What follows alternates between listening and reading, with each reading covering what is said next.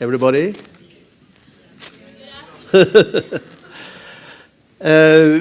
We have Morten Løberg, very important person. Marcel Leinoff. Og Lars Elton. Morten. Thank you.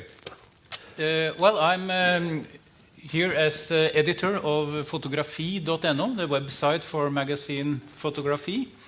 And I've followed Norwegian photography for 45 years, almost. And what I want to say a little bit about in the beginning of this debate is what I see as a trend in Norwegian photography today, which is that the differences between the different genre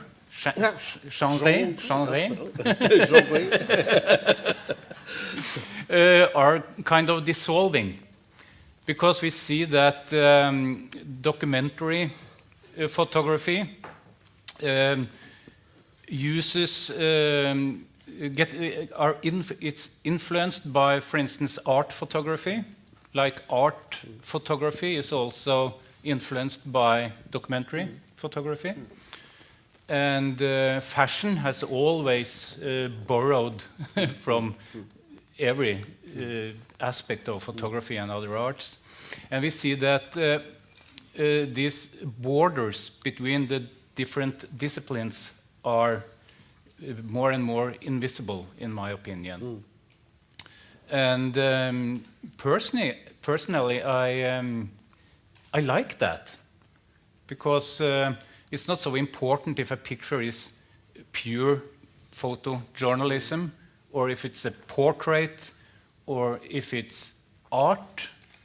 The most important for me is that it's a good picture. And you have to try to figure out what's the good picture, regardless of these borders, which I find limiting.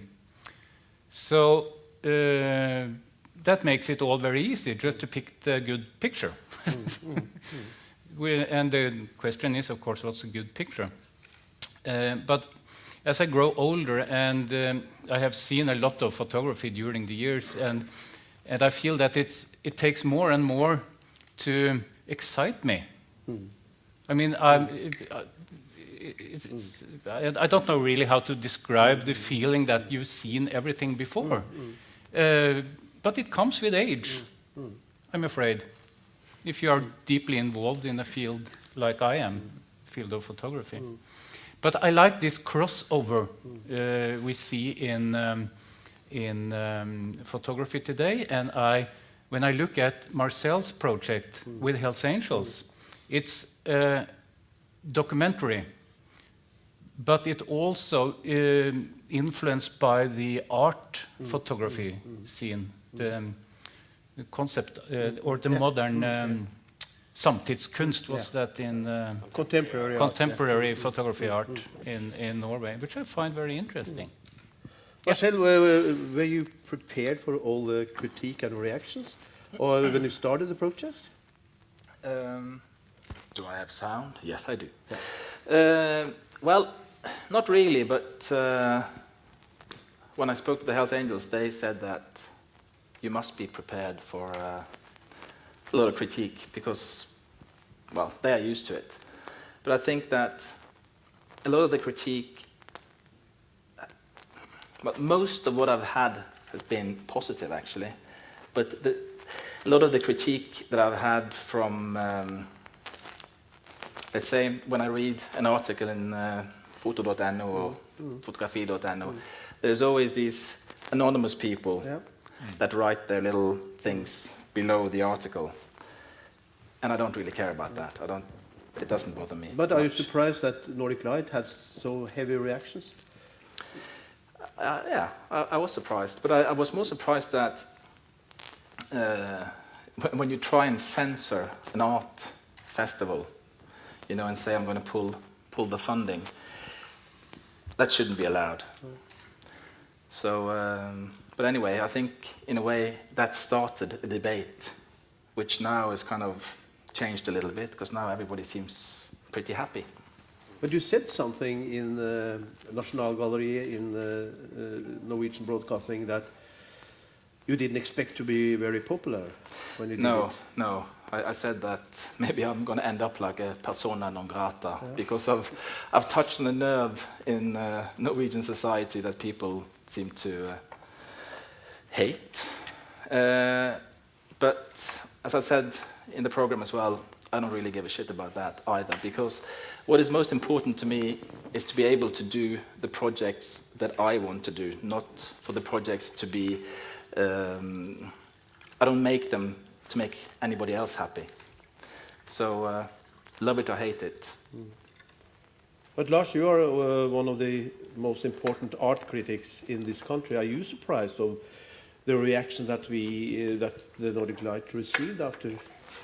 Yeah, I was surprised, and I think it's quite, well, I don't find the right word, but dreadful that people who are managing art funding, that they can threaten to draw back those money in such a way that they have done, as Annelise Flavik has said that they have done. And because when you are managing funds like that, you should have an arm's length distance, and you shouldn't involve yourself in the opinion about what those money are used for, and threatening to reduce the funds next year or whenever is a kind of censorship, and we don't like to have that kind of dealings in our culture. Because I received a lot of hate emails the last 3 weeks about this project, about how I could be important part of this festival. And the last one was that the last email I received was that Hells Angels did the same in Drammen 10 years ago that they did in Boston now. And how can you run a festival? Are you surprised by that I received? No, I'm not surprised, no. because when it comes to internet debates and comments that runs down below, nothing surprises me anymore. But that allegation that this project should be compared to the bombing of the Bandidos headquarters in Drammen, where 1 or 2 innocent bystanders were killed 10 years ago, that's just disgusting. It can't be compared in any way. And whatever I think of Marcel's pictures, it's my deepest opinion that whatever I think of them, it's his right to do what he has done, and I will defend his right to do that forever. We thought a little about, I will ask all of you, that when Marcel is doing a project like that, the audience expectations could be different. You could think that you're doing Hell's Angel, then you're going to do dramatic photographs or very rough photographs. Could you say something about expectation and what you expected? If you haven't seen his photograph, what did you expect, if you haven't seen it, he's going to do Hell's Angels? Well, I like to view myself as so much unprofessional that I don't enter an exhibition with any expectations. Okay. But of course I can't. I'm not a private person then. But that's a private person also. But it's easy to expect something very different from what he has produced, because with the status that Hells Angels has in Norwegian and European and Western society, they are an out-group in the society. They have chosen to be on the side of society, and when you do that, there are a lot of myths created, and those myths are of course forming the expectations that I and other people have, and one expectation that I would imagine is a general one, is that that there should be much more aggression and perhaps even hatred expressed in the pictures or in the persons who Marcel is portraying. Mm-hmm. And that is obviously not the case. Mm. So that is one of the things that is the most surprising about these pictures, that they don't live up to those expectations. Mm. But do you find that as a disappointment for you, or a sort of a quality? No, in no way. Marcel has explained that he wants to portray Hells Angels, the members, as normal people, or in the way they can be normal people, because they have chosen to be on the outside of the society. But still, that they have families, they do normal things, and what in a way disappoints me the most is that I don't experience that you have managed to do that. And that is my main critique about the project, is that it's in a way boring. Mm. But what has to be said, which is very important about this project, is, which I have stated before, is that this is a little taster of a project which is not finished. No. So I have started in, on one end of the scale, documenting the bikes, the tattoos, the members, doing portraits, and the next stage is going to be the other part. Mm. Because the book is not coming out for another year, so there's more. Well, you have a lot of time. You have a lot of time to do a lot of things. Adjust the project until then. Yes. But is it difficult, Marcel? Because I think I would have very great respect for them. Maybe I could be frightened. I don't know. I'm not. So, is it easy that they take over the project, that you don't dare to go as far as you want to go? No. Is that a possibility? No. I never felt it like that. I felt that they have used a lot of their time and made an effort to do what I want, and it's not easy, I think, for people that are not used to be in front of the camera to actually. I can see that it takes a lot for them to be in front. So I feel like I've been able to do what I want. I'm sure there's going to be people saying, "Oh, but we expect, what we expect is guns and drugs. That's what we want to see. We want to see what we've read in the newspapers." That's the sort of constant reminder that you get. But they have said that that's what they do. And I've said, okay, if they do that, I'm sure they wouldn't want me to photograph it. No, because I received a quite interesting email that was critique to me,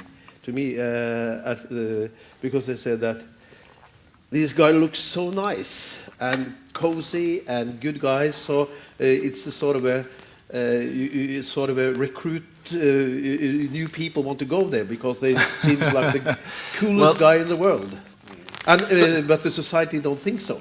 But society, they know very little. I ask people. Of course. I say to people, how many members do you think there are in Norway? And if I asked you, how many would you think? 600. Yeah. Okay, around 100. Yeah. Everybody will say, oh, yeah, 500, 600. Yeah. And I think the picture painted by the media is very sort of one-sided. And the way I've experienced these people is, they've treated me well. I've learned a lot about my own, what's it called? My own fordommer. Prejudices. Yeah. And it has been a long journey of also going back to the sort of roots of my own photography, because documentary photography was what I wanted to do when I started out. You know, I had Magnum as my greatest aspiration. And I feel that for me, the way that I have portrayed them is an honest way. It's the way that I've met them, the way that I've learned to know them. We've been riding bikes together. I've been staying at the clubhouses. And we've been talking a lot. And if somebody else has a different story and they feel like I should have told it in a different way, then that's up to them. They have to tell it like that, because I can only do it my way. And you know, a lot of people don't know much about the biker world. I am a biker myself. I have my own club in, well, not my club, but I'm a member of a club in Oslo. And when I read Hunter S. Thompson's Hells Angels way back when I was a student in England, the way the biker world was portrayed then, you know, high on LSD and PCP, angel dust, and totally crazy, you know, raping and pillaging. Well, that was the way the media managed to create some incidences that happened. I think that has stuck, and it is impossible to get rid of it. It is much more boring than that, to be frank.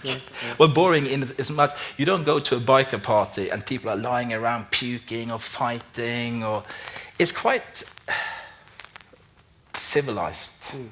You know, people hang around, they eat, they drink, you know, sometimes they even dance, you know. They bring their girlfriends and wives, you know, nobody gets accosted by anybody because there are certain laws, things that you don't do. So it has changed a lot. You know, you don't see a lot of greasy head and you know, jean jackets that people have been pissing on before they became members or when they became members, like the old sort of myths, all the things you had to go through. It has changed. You know, but could you do this project if you have never touched a motorbike in your life? You could probably do it, but I think you would hit a lot of obstacles because you don't know the codes. And I think it's important to know the codes so you don't make too many mistakes, because after a while people get tired of you, you know. I can see when I photograph, sometimes people say, oh, finished now? Is it done? You know.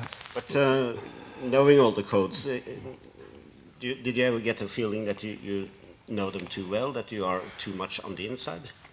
That you don't have that critical distance? Not really, because the Hells Angels they have their own group, their own society, and you know, the biker world as such, all the different clubs have their own ways. And I think it's important to distance yourself in as much as I'm doing a project. I'm not a wannabe member of the Hells Angels, or I don't want to glorify the Hells Angels. I want to try and do an honest portrayal of a part of Norwegian society. And I think if people have those expectations that they are mad dogs with guns and coke, then so be it. But I can't make them into more than they are. And of course, they are very, very individual. You know, people think, oh, they have the same patch on the back, so they must be all the same. But it's the most diverse group of people I've ever met. Everybody has their own opinion about everything. So it's like, you know, getting them to agree on, you know, should we do it like this or like that? Everybody has a meaning, you know. So it's been an interesting journey. Yeah. Morten, if the Museum of Modern Art in Oslo had commissioned you and given you a lot of money and asked you to do the Hells Angel project, you 3-4 years, well paid, and display it in the museum, would you do you think you would accept it? That's hard to tell. But if I had accepted, I'm sure it would have been something different than your project. Could you say, what do you think would be different? It's difficult to tell, but I'm not so into the documentary style. Not to dismiss your project, but maybe I would have ended up with something totally different. And I think that's the strength also among Norwegian photographers today, that they have a different, there's a diversity in expressions. If you should have done it, for instance, it would have been totally different from that again. And Lars will have to write about all the three of us. But what I like about Marcel's project is that it shows us, it's a cultural documentary, I will call it. And it shows us a culture that is not very well known for in Norway. It's fair to call it a subculture, maybe. At least a culture or a society or a culture on the side of the common society then, which I find very interesting. And I think that the project shows us some other sides and maybe crushes some of the prejudice that we have for subcultures cultures in general, not only the Hells Angels, but I'm sure you could pick a lot of different. Do the same with the gypsies, for instance, the Somali societies. There are so many Jehovah's scare Witness tactics, you know. Yeah, There's a lot. But I think it's also important to see all the aspects here, and I will also be photographing people in jail. You know, that there's going to be a lot of text in this book as well, because there's a limit to what I can tell. Are you going to write yourself? No. Oh. There's a guy called Hugo Løvitz Jensen. Yeah. Who's going to write it? Who's an excellent writer. Because I think there's so many stories to be told. There's a lot of people that have lived pretty tough lives here, and also it's important to tell the story of the Hells Angels in Norway, the biker war that we had. I'm going to be using a lot of archival footage as well that I collect from the different chapters from before they became Hells Angels. Also to show that these people, you don't go and pick up a vest and so, hey, I'm going to be Hells Angels now. It takes an enormous amount of time, and it's really hard work, slave labor, you know. And these guys have been riding together, some of them for like 30 years. Did you consider photographing the parents? Never. And their story? No, No, I didn't. But it would have been interesting to hear their comments about it. But I'm going to do family pictures, for instance. You know, I'm going to photograph some of the girlfriends. But it is so big, as it is, of course, that I'm trying to limit myself so I can actually make a living as well on the side. So it takes a lot. You know, you get paid in heaven when you do documentary. But is it worth it? I mean, you spend a lot of time. The reason I ask you is that the film director Nils Gaup, he was supposed to make a movie about black metal, and he got all the grant. Not a documentary movie, but a real movie. And after 1 year, he gave the grant back again because he was so exhausted to be in that environment, because he didn't feel at home there, and he has to spend so much time with people that he found it so strange, and he didn't care for him, and he became depressed. So he said, I cannot do it. You must have, it's a heavy project, and if I'd hated motorbikes, if I'd hated that way of life, I think it would have been exhausting, but I don't. So I think what has driven me the most is that I feel that my photography has improved in it, and I see that I'm making pictures that I actually enjoy making. You know, when I get them up on the screen, I think, shit, you know, it looks good. I sense that I've captured a moment that that I wanted to capture. So in this project, no, I've been in other projects. In the 90s, I did a big documentary on the British neo-Nazi scene, and I infiltrated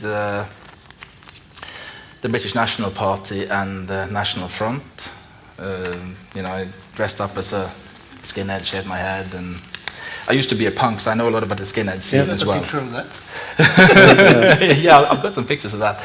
But I spent maybe 3 months doing that, and I told them that I was doing a piece for V Men, a Norwegian magazine, and men's magazine, and I traveled and stayed with these old Nazis up in Birmingham that had stayed from the war, that used to be prisoner of war. So I stayed up with these guys. I was driven around to see the different bands like Screwdriver, and you know, in vans got picked up in the night, and there was like 15 neo-Nazi skinheads in the van, and I was taken out into the middle of nowhere because everything was very secretive.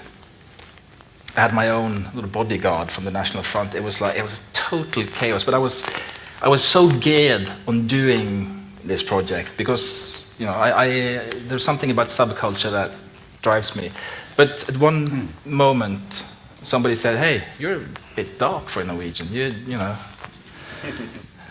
how come? Aren't you all supposed to be blonde and, you know?" Yes, and my father is black. And I was sitting there, and there was like 20 skinheads there, and I was like, going, oh, you know. So I said, "Oh, but yeah, well, I come from the north of Norway, and I am a Lapp Sami." And we are just a bit darker than other people in Norway, you know. Then we started talking about northern mythology and stuff, which they didn't know too much about, and very impressed, and then suddenly that was it. That was fine then, yeah. That was the problem solved. But I feel going into projects that are very time-consuming, you have to be very open. Yeah. You have to be open to try and understand other people. You can't go in judging. If you go in judging, you know, the whole thing is finished. But I think I asked you a quite interesting question yesterday. Because your son is colored, it doesn't matter. But both. I asked, but I asked you if they had, when they are 16, 17 years old, and they said, "Dad, we want to go into Hell's Angels, try to get into it." And I said, "Would you say go for it?" And you said, "Actually, yes." I would have said for them, "Please do. Yeah. If you can be the first black person in the Hell's Angels, good on you." But also, there is a brotherhood in here, which I saw so clearly last weekend when a member was buried in Oslo. Yeah. They care about each other, and of course there is squabbling within, but that comes also from being so close to each other. And if you can have something like that in life, which I think our society is becoming more and more diverse. Everybody just does their own thing. They care about themselves. Old people, you put them in a old people's home, forget about that. Families don't spend as much time together as they used to. In this world, it's different. It is very tight, and you know, that's not the worst kind of life. We could go back to the project, then you will screen it later on. But what in hell is art? And César said that he thought some of your photographs was a little boring.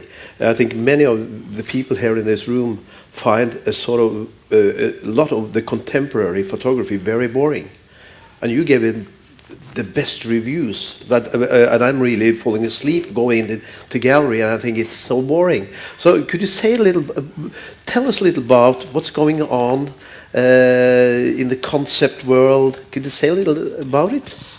Give us a sort of keys. Yeah. Well, for the last 30, 40 years, conceptual art has been ruling the art world. And conceptual art is based on an idea, and the idea is more, in most cases, the idea is more important than the artwork itself. And that is great when you have a great idea. But when all others come running along and are trying to do the same, their ideas often aren't that bright. And that results in art that is more interesting to talk about than to view. And when the artwork loses in the battle against the idea, it becomes a battle instead of a cooperation, then you have a big problem. Because when you are working with art, the visual impression is the most important thing. And then every all art is based on ideas. All art expresses some kind of idea. If you go back to ancient times, and as you mentioned earlier, a Russian icon is you can't see the difference if it was made in the 1500s or today, but it's based on the idea that it represents God. And that idea that a picture can represent God is mind-blowing. And that's the greatest conceptual art I can think of. And in a way, Marcel's project is a concept and conceptual art, because you have worked so long to be able to do it. You used 3 years to convince. Sorry to interrupt you, but could you see that when he has been working for a long time, could you compare it to Christo, that all the meetings and the fundings is a part of the artistic? Yes, yeah, of course, and the process, in a way. I experienced that the process has become a sort of a problem for you, because I can't tell what you think and what you feel, but I have an impression or a feeling or an expectation that you have some way en route you have lost the reason why you wanted to do this in the first place, and. That's more of a question than it's a påstand. A statement. A statement. And you are totally mistaken. Yeah, good.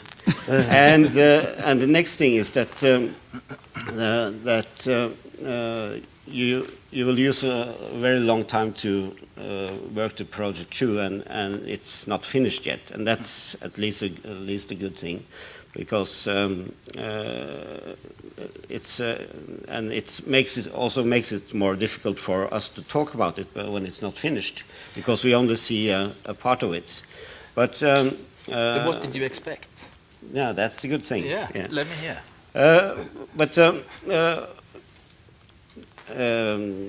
As I said earlier, I try not to expect anything. I try to go in and watch the work that is presented, and without prejudice. And when I arrived yesterday and saw the works, my feelings were mixed.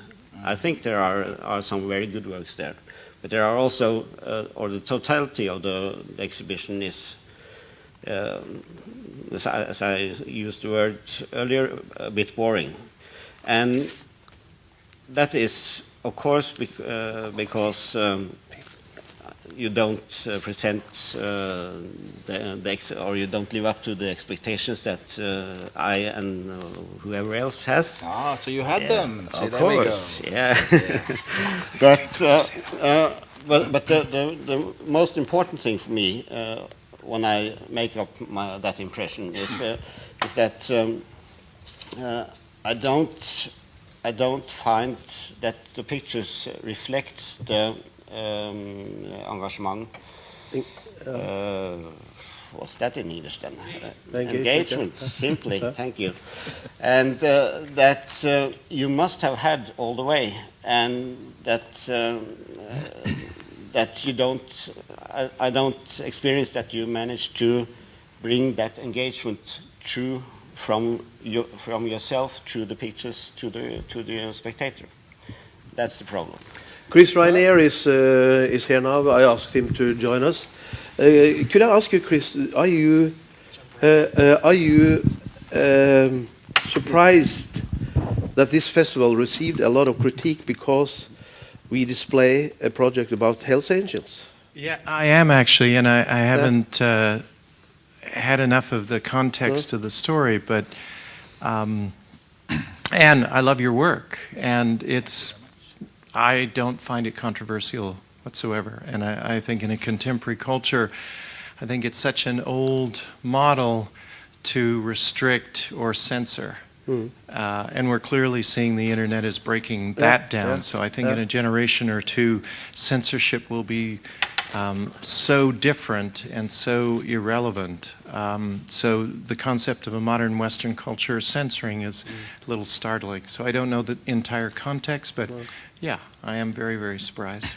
Yeah, because you're from Canada, but in the United States they sentenced Salamana and Robert Mapplethorpe were sentenced to court for their projects. Absolutely. And that helped them. That was the best thing that happened to them. Absolutely. To blow them up, yeah. Absolutely. But we were not surprised that they would withdraw the funds to go. I mean, the local community said, okay, if you go on, we will take back 250,000 kroner, and we were not. We were very surprised. Yes. Are you surprised with that? I Yeah. am. I am. And again, I just it seems. And I think, there's a reaction to going on, and I'm Canadian and I live in the United States, and so there's this whole, backlash and kind of isolationist thing going on in the United States in terms of Islamic culture, all of that kind of thing, and the most recent event just heightens everybody's perception. So we're living in as our societies become more liberal, there is a reaction that is unreasonable at the other end. The fringes are getting more radical, or as a friend of mine says, the radical center. So Yeah. I am very surprised. Lars and Morten, please. I have a question for you about, because what's held in is art. This morning we screened this wonderful film by Don McCullin. And Don actually says on that film, I'm not an artist, I'm a photographer. But still, his war photographs is all over in the big galleries and the museums. Sebastião Salgado said the same thing. Yeah. I'm Could you not say something about that? When is a photographer an artist? Well, it's hard to say. I mean, back in the 80s, we discussed if photography itself could be art. Because in the darkroom, with a negative, you can make as many prints as you want. There was no limitation. Yes. And after digital, now we look at the darkroom print as more valuable than the inkjet prints we get today. So this has changed a lot. So at the time we discussed if photography was art, if it could be art at all. Now we have to find out what kind of photography that's art. What kind of criteria do the pictures have to fulfill to be called art? And the other question is it important? I mean, do we have to decide if Marcel's project is art or not? I don't know. My philosophy there is several things, if I may say. I think that sorts itself out. I don't think Jim Nakwe or Sebastião Salgado or Don McCullin went out with the intention of their work ending up in a gallery or in a museum. And in fact, being a photojournalist, wearing a number of hats, but certainly a fine art hat, but as a photojournalist, as I shifted into more and more photojournalism and war photography, at all costs, the photojournalists went out of their way to say that they weren't artists. And I think what the subtext to that is, I want to be legitimized as a social documentary photographer. And they saw fine art as something that was abstract, with people having drinks in their hands at a museum. And so there was a conflict. So what I sense what Don is really saying is, I wanted to be a legitimate storyteller and documentary photographer. And I think it sorts itself out, and I think inevitably great work, whatever category, whether it's documentary work, photojournalism, rises to the occasion and becomes art. And for me, when I say I'm an artist, it's less about the work and I do, it's more about a philosophy that I have about the work. Absolutely. Did Ansel consider himself as an artist? Ansel Adams?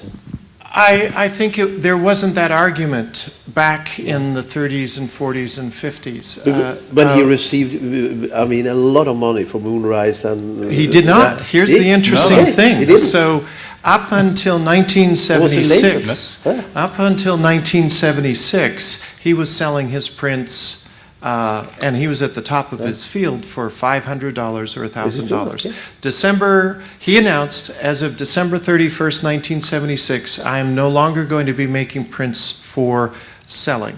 Okay. 3 major galleries came up and went to Christie's and Sotheby's, placed huge orders and bid against each other and drove those prices up to $10,000, $15,000. Ansel took 2 years to fulfill all of the orders of those prints and still only made $500 or $1,000. Okay. So he did not make the millions that he ended up making from the prints. He made them from the posters. Oh yeah.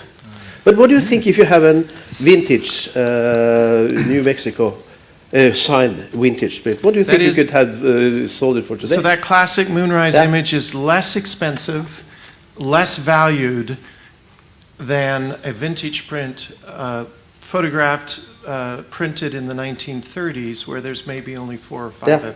There's over 900 moonrises over there. So collectors look at that and go, yeah, it's a beautiful image. I wouldn't mind having it on my wall. But as a collectible item. So to go back to your question, I mean, Giorgio, Keith, and Ansel would have those conversations. I think they were just, it was all about getting the work done. It wasn't about the dialogue. I think history looks after whether it's art or not.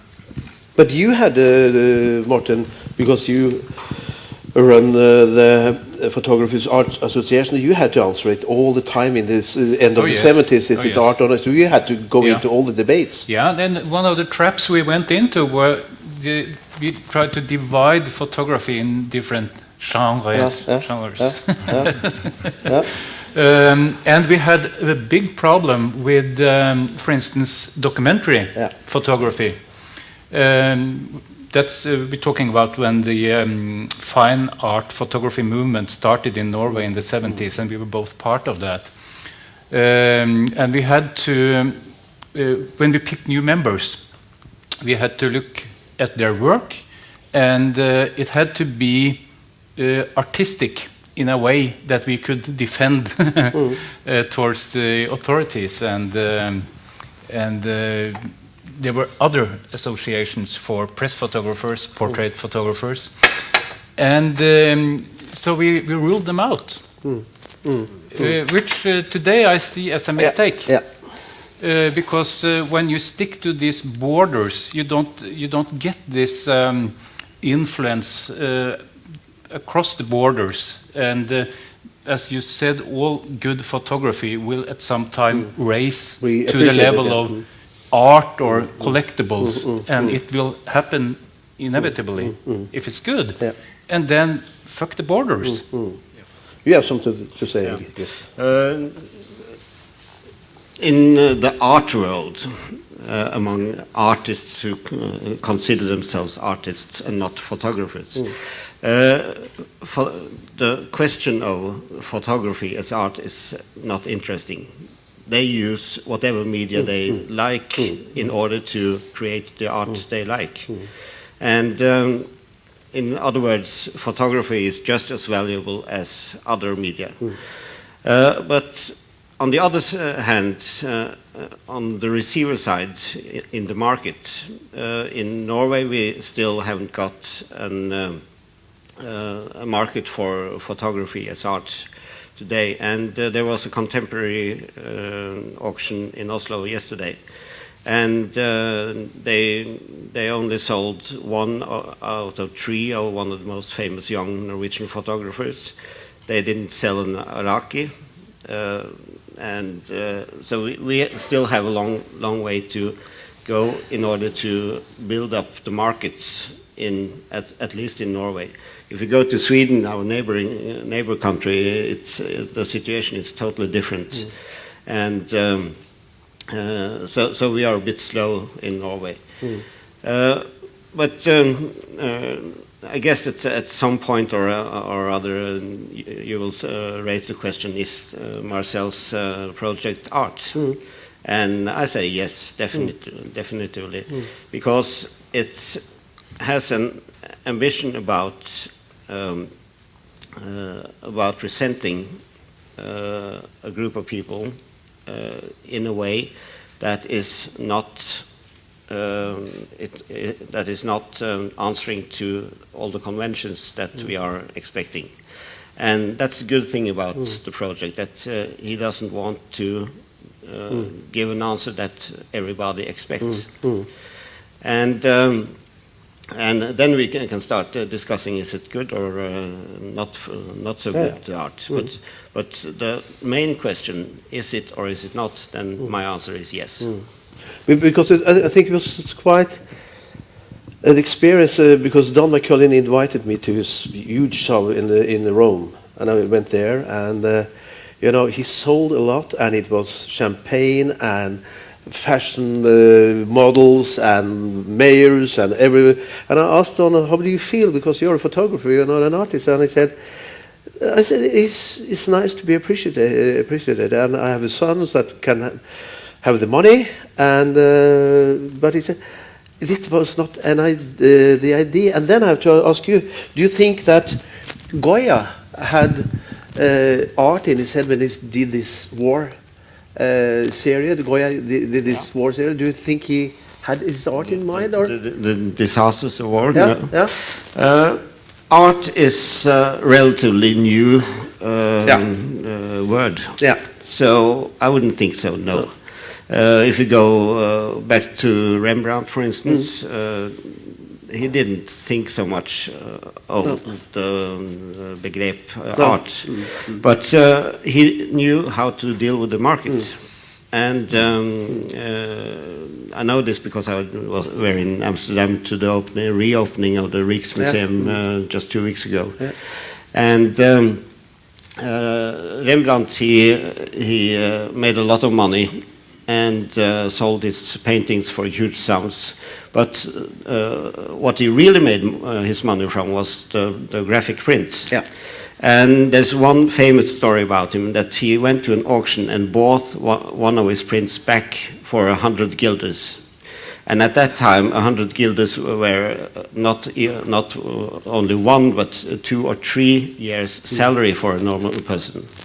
And when he did that, his prices rose to heaven. Yeah.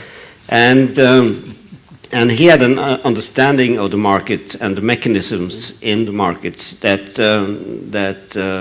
photography is beginning to take the advantage of.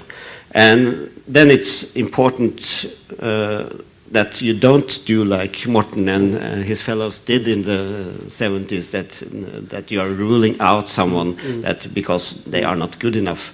It's important to include everyone and give everybody a chance, and that is the good thing about this festival. It's there's a lot of crappy photos, but you give everybody a chance to exhibit, and out of all those school images that you have collected, perhaps 1 or half a person of all those people will make it in the end, but a lot of those people will do decent jobs. But it's important that we give them the chance. But Lars, how much are I think I know the question, but how much is I mean the investors, the rich people that they're pushing the prices? Because Stein Erik Hagen has the biggest private collection of Robert Mapplethorpe, but he misses one, and that is the famous American flag. This burnt flag that Mapplethorpe have, and then you have a vintage, and he can afford it, but he didn't want to do it because he wanted to buy that American flag, and it's $2.5 million, and it's that size, vintage printed, signed, $2.5 million, and he said it's not worth it, but it's because he was together with Patti Smith, his myth, and they build him up, isn't it like that? And as you said also that some galleries bought up and made commissions when he announced that he would stop. And of course there are mechanisms in the art market that are awful. And there are artists that are being hyped today that will not survive tomorrow. And and that's the biggest challenge to be someone who is a part of the art world. Are you able to see through that? May I just jump in here? I think it's very important for us to take a step back and realize that art isn't defined by commerce. So they will still exist. Their work won't exist in a commercial aspect, which doesn't make them less of an artist. And certainly if you're an artist for the long haul, you will go in and out of periods of time where you're producing work that may not be, and certainly this is true in the music world as well. So I think a commitment to being an artist is a commitment to a lifestyle and a philosophy that is irrelevant to the commercial world. Yes, we all have to make a living, so there is a certain level of relevancy, but you know, I see artists, especially today, being dictated by the commercial world, and that's a very dangerous thing. So if you get caught up in your source of income is dependent on if your art sells, then you have the danger of being corrupted as an artist. Or not. Maybe you are a commercial artist. But I think the narrative should not be whether it's successful commercially or not. And then also, art is defined by which context. I look at your work, which I love, and I could see that in an advertising campaign for diesel jeans, and forgive me if that's sacrilegious, but you know, it's context. We look at work, especially in the marketplace now, or the spectrum of photography, and there's amazing work being done in every genre. And so, you know, a art director would look at that and going, that's commercial work, I want access to that. You know, a collector might say, I want to commercially buy that. Or a museum curator may say, that's art and I want to put it in the Museum of Modern Art. So context is very important here. A social documentary editor at Time magazine will look at Jim Knockway or Steve McCurry and go, this is socially driven and we need to see his images out there in the field, where a gallery in San Francisco will see dollar signs and go, that's art. But Lars, it must be very difficult in these days to be an art critic. Yeah. I mean, would you dare to give a very, very bad review for, let's say, Damien Hirst, and say it's rubbish? Would you, if you meant it, would you dare to write it, or would you fear that everybody would say, no, he's a genius? Damien Hirst, for example. Just for example. Actually, if I'm not mistaken, I've done that already. Okay. Because the simple thing about Damien Hirst is it's so obvious that it's plain for everybody to see that he is not an artist anymore. He's a factory owner, and he has 100 assistants who does his work for him. So when he had his last huge exhibition at Sotheby's in London on the same day as the market cracked in 2008, I went through it and I was so bored that I had never been. And because when he had his debut and during the first years he produced new works that were surprises to everybody, and he did something that was totally new, and that gave us an opportunity to see the world in a new way, and that's the best quality about really good art, is that it gives you an opportunity to see the world from a new angle, and that's the good thing about your work too, because you take us behind the scenes and give us a possibility to see the Hells Angels in a way that we aren't able to do, because we aren't allowed to come and visit you, or nobody dares to do that. And but then, as I said earlier, what I miss is that personal touch that tells me that you are managing to convey something that is stronger, that is your personal thing. And you managed in some of the pictures, but not in all, in my opinion. Have you something to? Do you want to say something? No, I'm trying to He's write written, down some "Fuck off, smart, let's dance." some smart thing I know in Norwegian. I'm trying to translate it to English for myself. Of course, you can ask questions to one of us if you want, or comment something. Yeah.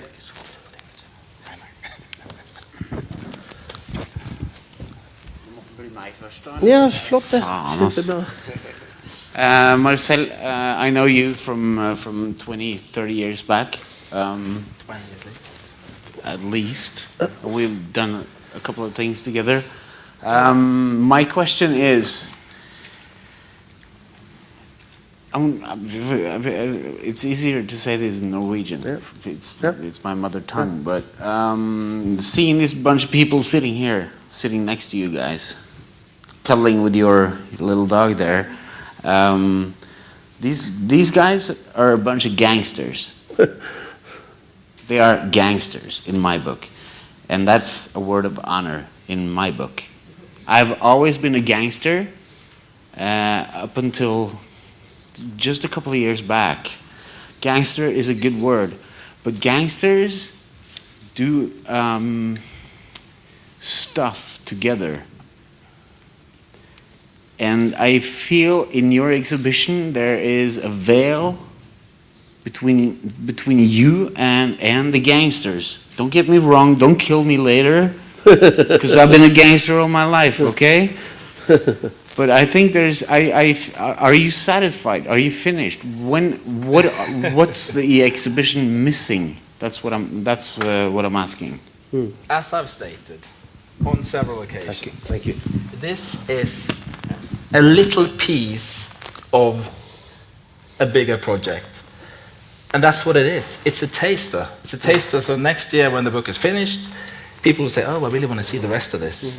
I just wanted to show... But Björn asked, what is missing? Where do you attack now? Where do I attack? I think I go forth as I have, because it is like we're going back to this whole thing. What is it that you think I should show? All the things that you've read about, all the things that you think are going on, is that what I should be showing? Well, I haven't seen that. So I can't show what I haven't seen. Well, and but you have something. I have seen more than most people in Norway of the Hells Angels, but of course without themselves. But I spend time with them. I document what I see and what I want to document. And combined with the written word, I think that this is going to be a very strong book. And then people will have to think, well, you know, there is a veil or there's not a veil, but, you know, I can't go to bed with them. You know, I can't go to bed with their wives. I can't. No, because there is a limit to everything, I think. And I think that sometimes we bury ourselves in preconceived ideas of what things should be. Oh, the disappointment. Hunter S. Thompson's world is dead. Yes, it is. But I'm pleased. Björn, I think you made a quite interesting question, because it's a famous group photo that Irving Penn did in 1967 or 68. After they killed the person in the Rolling Stones concert. And Irving Penn was asked, you didn't, because the title was the enemy of the society or something. And they looked quite nice, those guys. And Irving Penn said, this is the nicest guys I ever had in the studio. Yeah. So then you go back to... And these together. Guys, I find as well, are very nice guys. You know. And that's... Yeah. You and I, we were not always nice guys. Speak for yourself. No, but the thing is, I always say this, you know, whoever wants to throw the first stone may go ahead, but you know, we are humans. We are not just nice. We are nice, and then we are bad. We do things that we shouldn't do. Some do more than others. But we are humans, and that's the way we are. You know, just live with it. It's, yeah, human nature. You can read. Yeah. I'll need some help on this one because I'm not.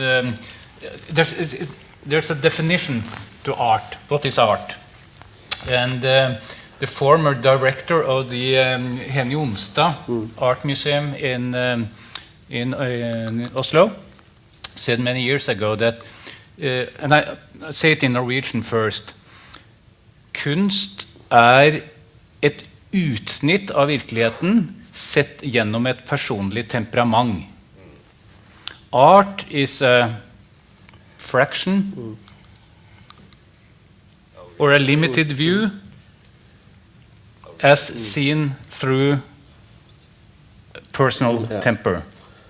He stole that from Emil Zola. Well stolen. Yeah. And we had the director of the Samtidsmuseet, the Modern Art Museum in Oslo. He was German. What was his name again? Anyone remember? Brockmann. Yes. Yeah. He said that, and I do this in Norwegian as well first. Kunst bringer betrakteren til ny erkjennelse, eller til grensen av slik ny erkjennelse.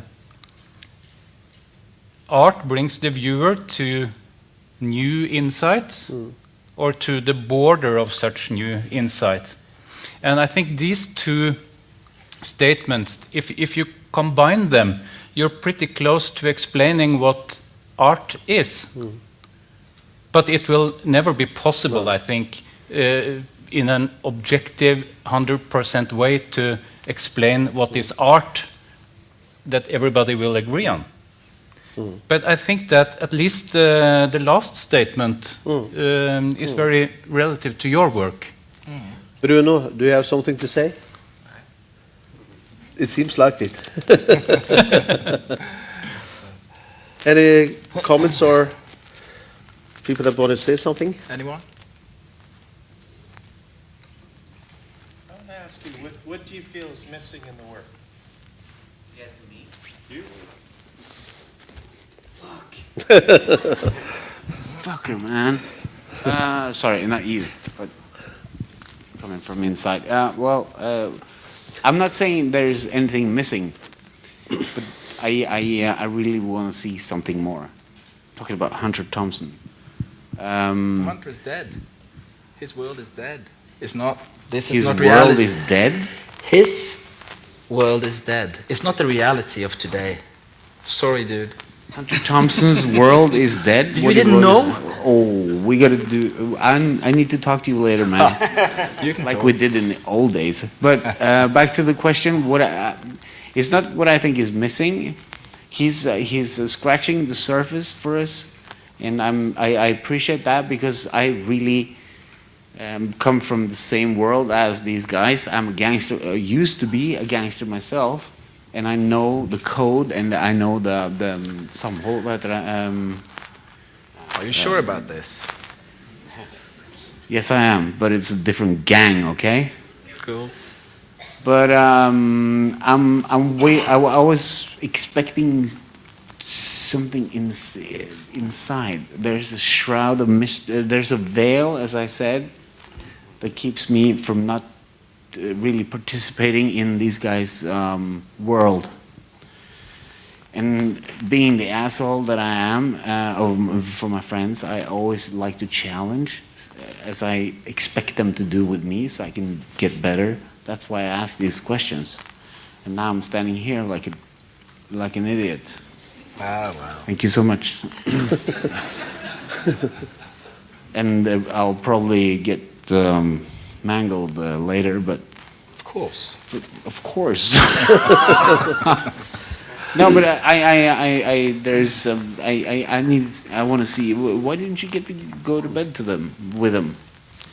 I have to ask them. Go to bed. Chris?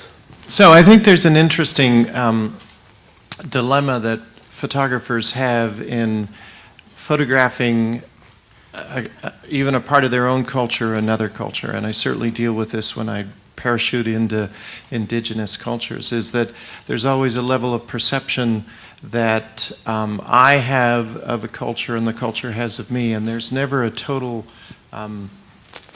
melding of both of them. And this is, my argument with Steve McCurry's work, and I so respect Steve and so many of the National Geographic photographers and photographers that are from other cultures, is at best his photograph of the Afghani girl or any of those is a Westerner perspective of a non-Western culture. Mm. And so I think that photography has a role to a certain degree, and then it just simply can't do anything more. And that may be what you're alluding to or talking to, or I don't know. And that's why I wanted to ask you the question, is that there's a certain amount that the visual world can do, and that's what I love, and I think you do too, about writing. There are things that photographs can say and do, and then there's things that only the words can do. And it's sometimes a combination, and the writing is an integral part of that. So, and at best, it is a symbolic, hopefully iconic representation, but it's not a direct reflection of the reality of another world. It's an interpretation. Yeah. We had two questions. There's one guy up there, and then there's a lady with a hat. A very respected lady. Yes. With the hat.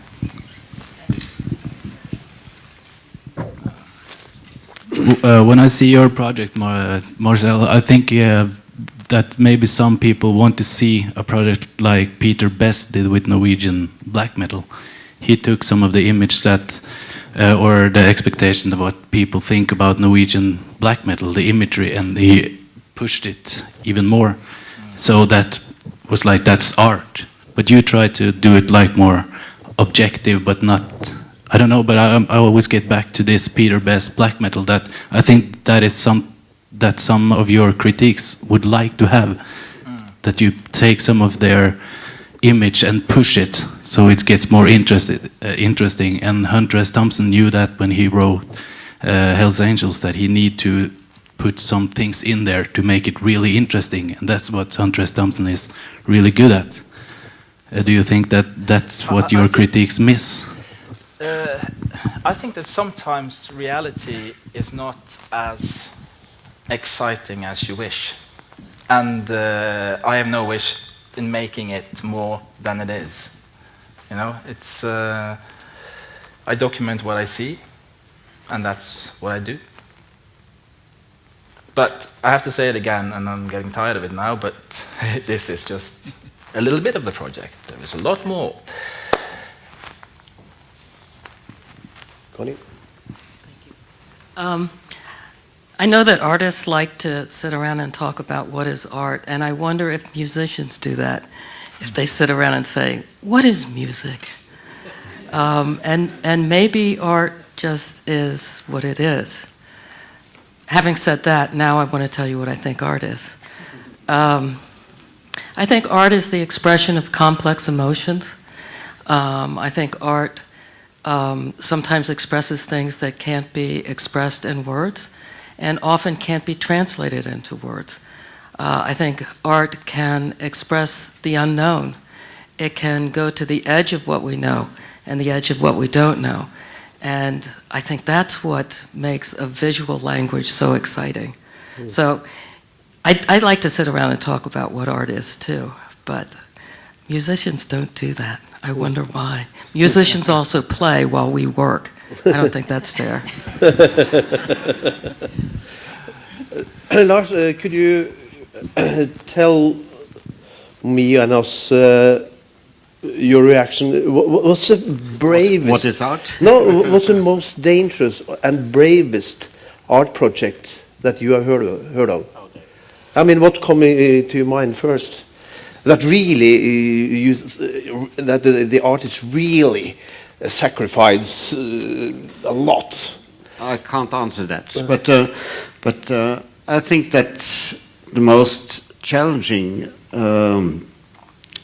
way to make art today is, or at least in our society, is to deal with the normal, to deal with those things that are so much around us that we don't see them anymore.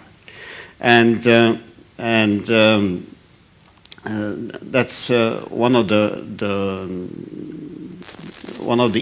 perhaps one of the easiest things to do, to find something that is very special, like Marcel has done. And it's not to criticize you, but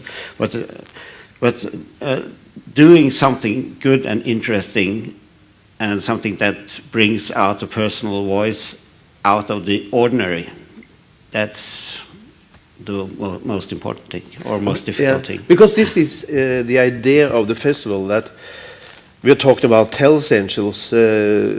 Just before lunch we had this wonderful presentation of the pinhole, and you talked about the excitement in everyday life, in flies, in insects, in everyday life, and in so many ways to do it. And that's I love that you actually go into the everyday life and time. It's wonderful.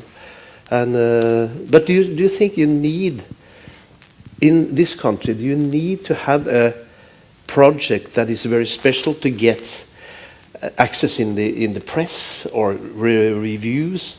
Does an artist need to do something sensational?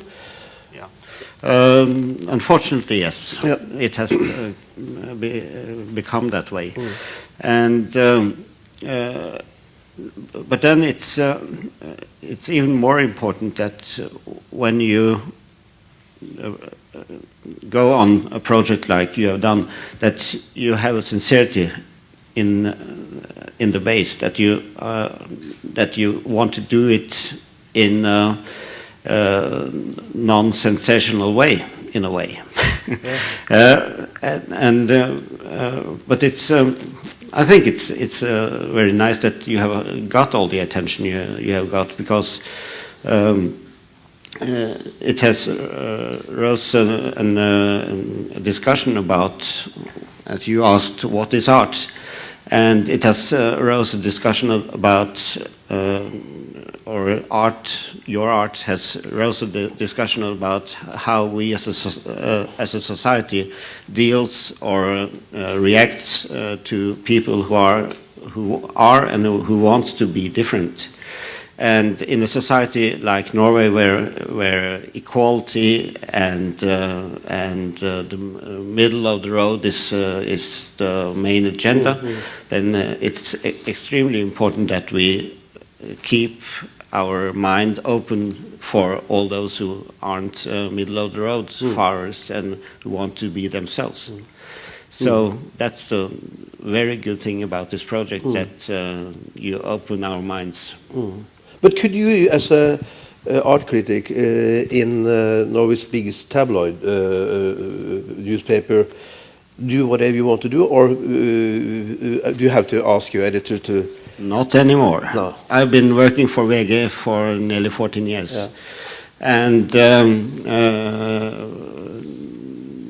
another lecturer just a week ago, I think, said that nobody should be an art critic for more than 5 years. And so I'm way past. But why is that? Well, she had an explanation, and that was, the reason for that was that she was the head of the Dansens Hus in Stockholm, and she had been accused by a dance critic that her programming was very conservative and boring and very commercial, and she was attacked personally. It was not only a general critique, but it was directed to her personally. And so that was the reason why she thought that this critic, he had been working with this for more than 5 years, so he should stop. But so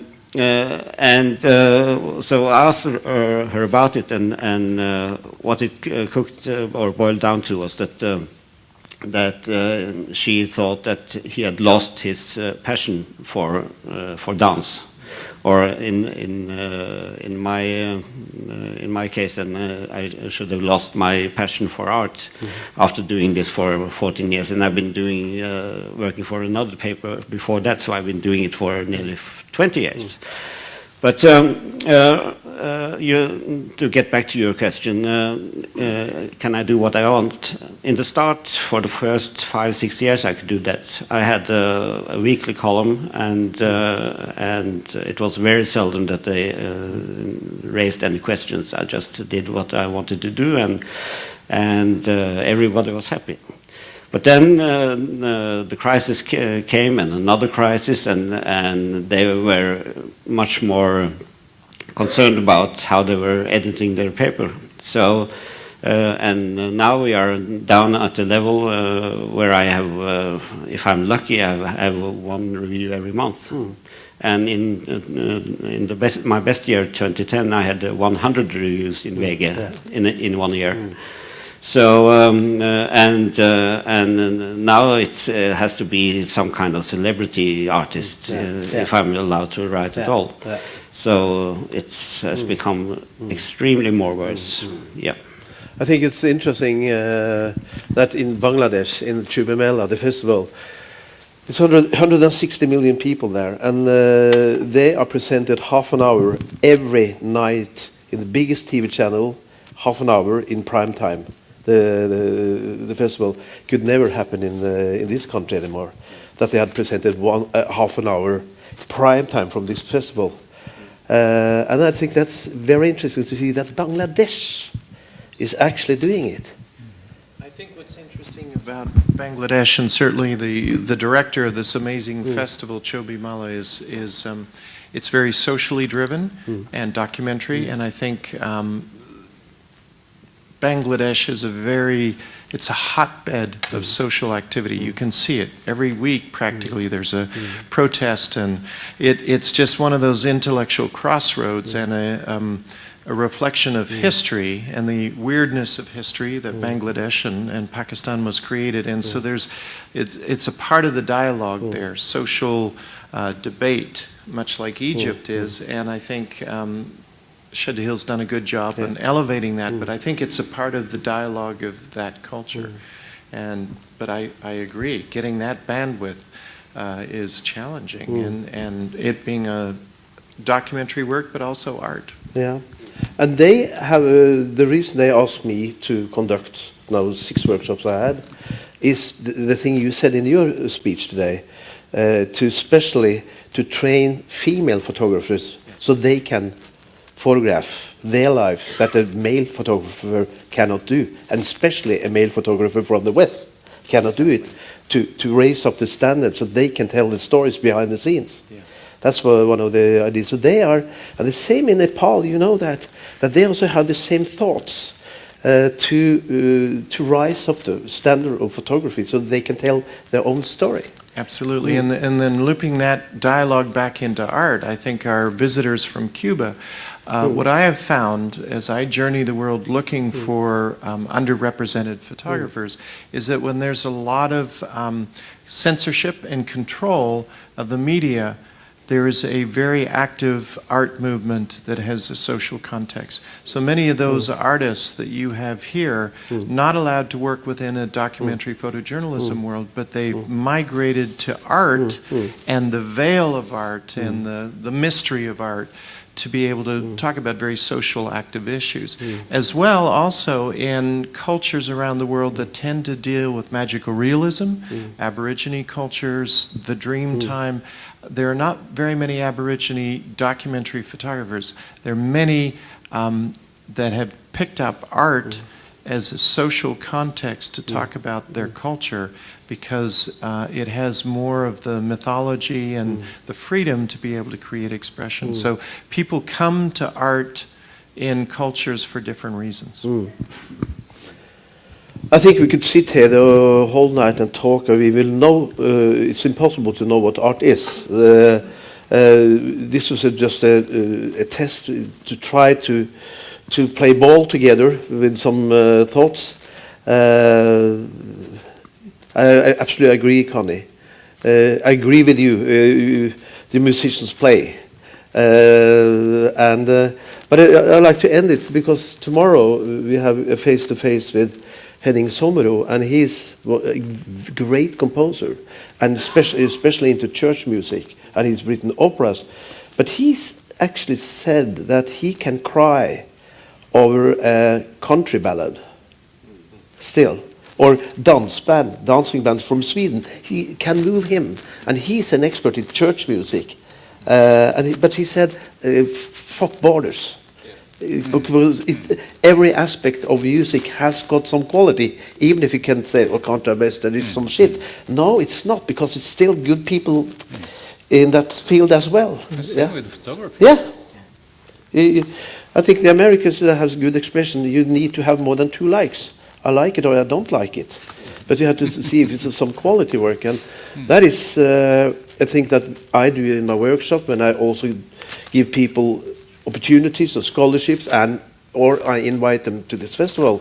We don't invite people that take photographs that we like, but we want to be challenged, but we can see the quality, even if you don't like it. Yes. And I think that is very, very important. Now it's 6 o'clock back again, and Marcel is having his presentation, and Fotografiprisen is announced, and it's going to be, if I could have the last word. Absolutely, absolutely. Because I just wanted to say that, and continue on what you have said all the time, Marcel, that it's not finished, and I really look forward to seeing the finished work, and I really hope that you surprise me a bit more next time. So no, I think you've seen too much. I don't maybe think you can be surprised. Sorry. Well, we'll see. Reality is sometimes boring, but I'll do my best. Good. Thank you so much.